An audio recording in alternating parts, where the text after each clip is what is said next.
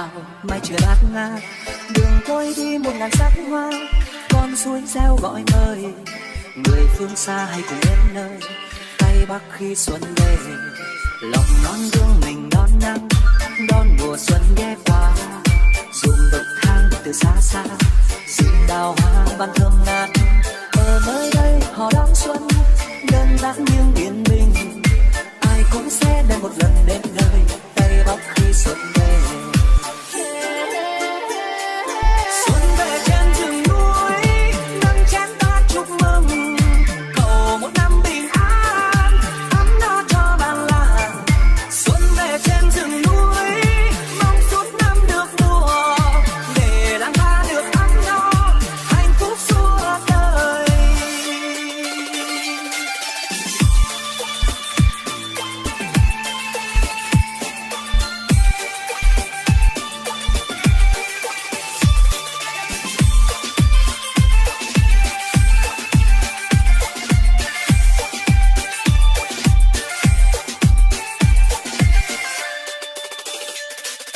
Màn xuân buông hòa vào ánh nắng, gió lặng mây trắng bay, nhìn quanh tôi một chùm núi cao hòa vào mây trời bát ngát, đường tôi đi một ngàn sắc hoa, con suối reo gọi mời người phương xa hay cùng đến nơi tây bắc khi xuân về.